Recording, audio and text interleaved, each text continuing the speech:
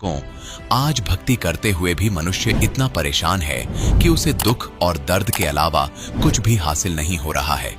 भक्ति करते हुए भी मनुष्य दुख और पीड़ा से जूझ रहा है।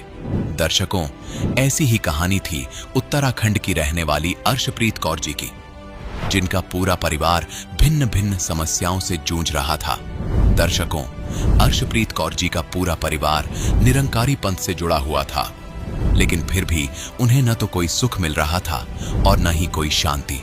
उनके पिता 24 घंटे नशे की लत में डूबे रहते थे, जिस कारण से इन्हें आर्थिक तंगी का भी सामना करना पड़ रहा था। लेकिन दर्शकों, आज अर्शप्रीत कौर जी का कहना है कि जब से मेरा परिवार संत रामपाल जी महाराज से जुड़ा है, तब से मेरे पूरे परिवार की रूपरेखा ही बदल गई है। दर्शकों, आखिर संत रामपाल जी महाराज से नाम दीक्षा लेने के बाद अर्शप्रीत जी व उनके परिवार में क्या बदलाव आए, उनके साथ क्या चमत्कार हुए, चलिए जानते हैं। आखिर इन्होंने निरंकारी पंथ को छोड़कर संत रामपाल जी महाराज की शरण क्यों ग्रहण की, जानते हैं अर्शप्रीत जी की कहानी उन्हीं की जुबानी। नमस्कार जी। सत साहब जी। क्या नाम है जी आपका? अर्शप्रीत कौर। अर्शप्रीत जी, आप कहाँ से हैं? जी हम जसपुर उत्तराखंड से हैं। संत रामपाल जी महाराज जी से नाम दीक्षा आपने कब ली? हमने संत रामपाल जी महाराज जी से दिसंबर 2016 में नाम दीक्षा ली थी।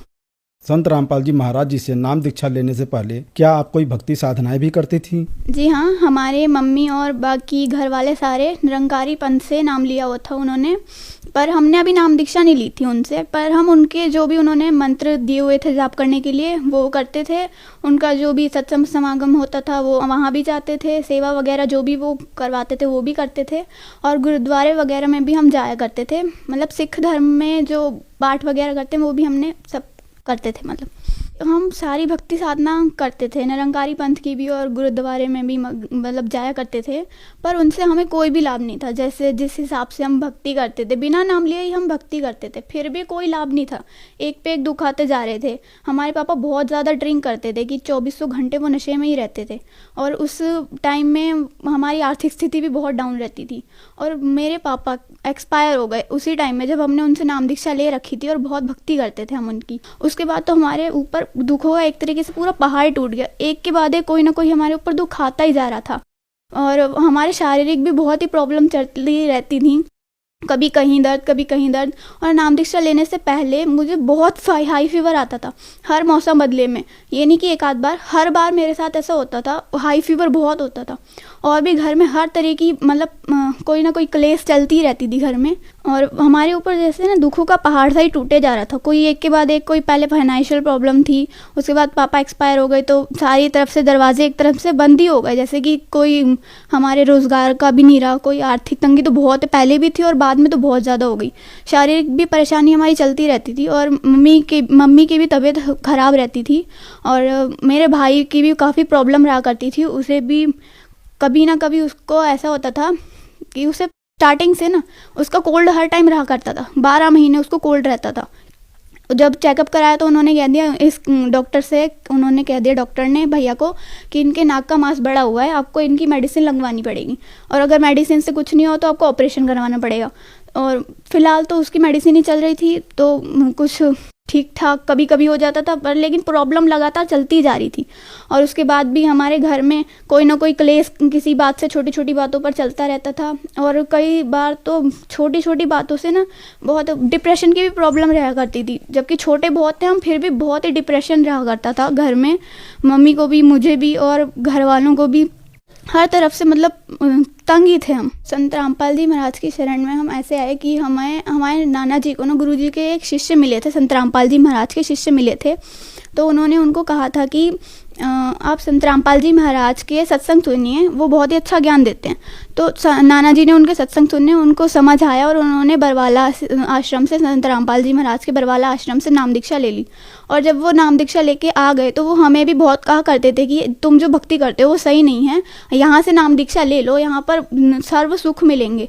पर लेकिन हमारी मम्मी ने तब ध्यान नहीं दिया। उन्होंने हमें ज्ञान गंगा बुक भी थी पुस्तक, वो भी हमारे घर में साल 1.5 साल पढ़ी रही, पर किसी ने उठा के पढ़ी नहीं वो।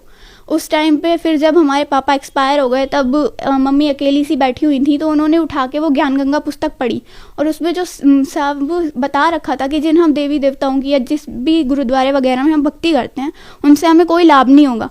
तो इस चीज़ से मम्मी को काफ़ी लगा कि हमने आज तक जो भी करा इससे हमें इसी वजह से लाभ नहीं मिला। तो फिर मम्मी ने नाम दीक्षा ली और साथ में हमने भी तभी संत रामपाल जी महाराज से नाम दीक्षा ली थी। संत रामपाल जी महाराज जी से नाम उपदेश लेने के बाद क्या आपको कोई लाभ भी मिले? जब पापा की डेथ हो गई, पापा एक्सपायर हो गए, उसके बाद हमारे घर में काफ़ी फाइनेंशियल प्रॉब्लम हुई। पर संत रामपाल जी महाराज से जब हमने नाम दीक्षा ले ली तो उनसे हम संत रामपाल जी महाराज से हमने अरदास की कि हमारे घर में अब किसी भी तरीके से अब कोई मतलब आर्थिक स्थिति बहुत डाउन है। तब हमारी मम्मी खुद ही करती थी सब कुछ, तो आज की डेट में पिछले से भी ज़्यादा, पहले से भी ज़्यादा अब हमारी आर्थिक स्थिति बहुत ठीक है। और पहले मेरे भाई का जैसे मैंने बताया कि उसके नाक का मांस बढ़ा हुआ था, उसको ऑपरेशन बताया था डॉक्टर ने, साइनस की बीमारी थी उन्हें, जिस वजह से उनको ऑल टाइम कोल्ड रहा करता था। तो उन्होंने जो मेडिसिन दी हुई थी ना वो हम ऑल टाइम डालते थे, पर लेकिन कुछ नहीं होता था।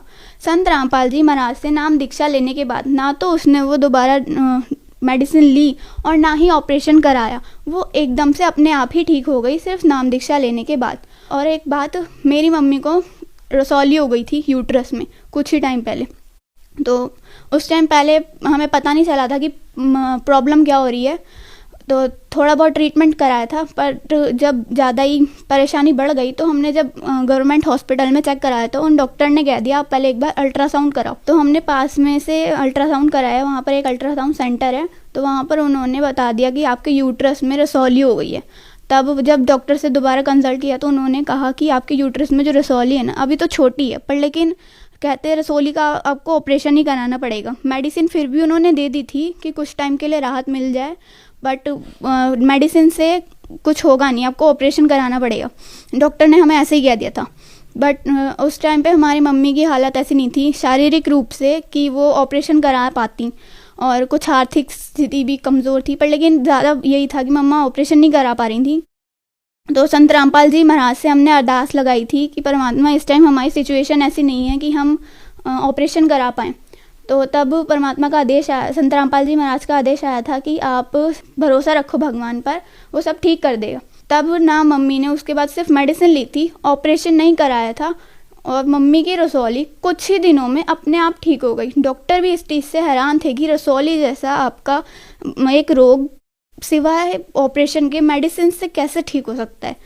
तो हम संत रामपाल जी महाराज की कृपा से तब मम्मी की रसौली भी ठीक हो गई, और डॉक्टर्स को हमने बताया कि ऐसे ऐसे हमने संत रामपाल जी महाराज से नाम दीक्षा ले रखी है, तो इस वजह से हम ठीक हो गए। ये आप देख सकते हैं मेरे राइट हैंड में वो रिपोर्ट है जिसमें मम्मी ने पहले रिपोर्ट कराई थी, तो अल्ट्रासाउंड कराया था तो उसमें रसौली आई थी। ये मेरे राइट हैंड में वो रिपोर्ट है, आप देख सकते हैं इसमें मेरी मम्मी की यूट्रस में रसौली आई थी। और ये मेरे लेफ्ट हैंड में वो रिपोर्ट है जो मम्मी ने कुछ टाइम बाद संत रामपाल जी महाराज से प्रार्थना लगाने के बाद, संत रामपाल जी महाराज की कृपा से अब मम्मी की यूट्रस में जो रसौली थी वो एकदम ठीक हो गई थी। ये उसकी रिपोर्ट है मेरे लेफ्ट हैंड में। जबकि डॉक्टर ने कह दिया था कि आपकी मम्मी के यूट्रस में जो रसौली है वो बिना ऑपरेशन के ठीक नहीं हो सकती, आपको इसका ऑपरेशन ही कराना पड़ेगा। पर संत रामपाल जी महाराज की कृपा से मम्मी के यूट्रस में जो रसौली थी वो एकदम ठीक हो गई। और एक लाभ ये था कि जो हमारे दादी साइड से ना हमें हमारे घर की ना ज़मीन मिल रही थी और ना ही घर के हिस्सा मिल रहा था। और बाद में संत रामपाल जी महाराज से नाम दीक्षा लेने के बाद हमारी आर्थिक स्थिति इतनी अच्छी हुई और हमारे बरकत हुई, हमारे घर में इतनी बरकत हुई कि संत रामपाल जी महाराज की कृपा से हमने अब अपना खुद का एक प्लॉट लिया है, और पिछला कोई मैटर नहीं रहा है, अब हमने अपना खुद का ही प्लॉट ले लिया है। अस्प्रीत जी, आपकी क्या एज है? इस समय मेरी 14 ईयर्स एज है। जैसा कि आपने बताया आप 14 साल की हैं और इतनी छोटी सी उम्र में आपने संत रामपाल जी महाराज जी से नाम उपदेश ले ली, तो कहते हैं कि भक्ति अभी नहीं करनी चाहिए, बुढ़ापे में करनी चाहिए। क्या आप इस बात से सहमत हैं? जी नहीं, जो लोग ये कहते हैं ना कि भक्ति बुढ़ापे में ही करनी चाहिए, उन लोगों से एक प्रश्न है कि अगर हमारे डेथ पहले ही हो जाए, बुढ़ापा हमारे ऊपर आए ही ना, तो हम भक्ति किए बगैर ही चले जाएंगे। और गीता जी में और सब वेदों में लिखा है कि आपको मनुष्य जन्म मिला है तो आपको अपने आत्मा के मोक्ष के लिए मिला है, कि आपको मनुष्य जन्म अपने मोक्ष के लिए मिलता है। तो अगर हमारे मृत्यु पहले ही हो जाती है तो हमारा बुढ़ापा तो आया नहीं, हमने भक्ति तो की ही नहीं, तो हमने ना अपने सदग्रंथों की मानी, ना ही उन संतों की मानी जिन्होंने पहले कहा था कि भक्ति आपको तभी कर लेनी चाहिए, शुरू कर देनी चाहिए जब आपको पूर्ण गुरु मिल जाए। तो इसलिए हमने छोटी सी उम्र में ही संत रामपाल जी महाराज से नाम दीक्षा ली है। जो लोग कहते हैं कि ये खेलने की कूदने की उम्र है, मेरी उम्र तब 6 या 7 साल की थी जब मेरे ऊपर दुखों का बहुत बड़ा पहाड़ टूटा पड़ा था। मेरे को इतना डिप्रेशन रहा करता था कि मैं पढ़ाई भी नहीं कर सकती थी। करियर तो मेरा क्या ही बनता अगर मैंने संत रामपाल जी महाराज से नाम दीक्षा नहीं ली होती ना, आज तक तो मेरा जीवन बर्बाद हो चुका होता। और जो कहते हैं ना कि बुढ़ापे में भक्ति करनी चाहिए, बुढ़ापे तक तो हमारा नरक बन जाता जीवन।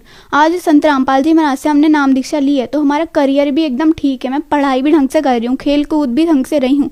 पर पहले ऐसा नहीं था, ऑल टाइम हम डिप्रेशन में बैठे रहा करते थे। और जो कहते हैं ना खेलने कूदने की उम्र है, अभी भक्ति नहीं करेंगे, मेरी 6-7 साल की उम्र थी तब मेरे ऊपर इतना दुखों का पहाड़ था। अगर मैं भक्ति नहीं करती तो अब तक तो मेरी डेथ हो गई होती।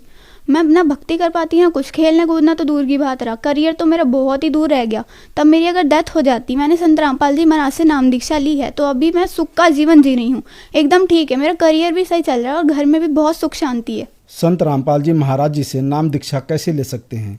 संत रामपाल जी महाराज से नाम दीक्षा लेना बहुत आसान है। आज के टाइम में टीवी पर सत्संग आता है, उसके नीचे एक लाइन चलती है, उस पर कॉन्टैक्ट नंबर दिए होते हैं, उन पर आप कॉन्टैक्ट करके अपने नज़दीकी नामदान केंद्र का पता करा सकते हैं और नाम दीक्षा ले सकते हैं। धन्यवाद जी। सत्साई। दर्शकों, आज लाखों लोग संत रामपाल जी महाराज से नाम दीक्षा लेकर अपने जीवन में सुख, शांति और मोक्ष का मार्ग प्राप्त कर रहे हैं। अगर आप भी सच्चा लाभ चाहते हैं तो नाम दीक्षा अवश्य लें। सत साहिब जी।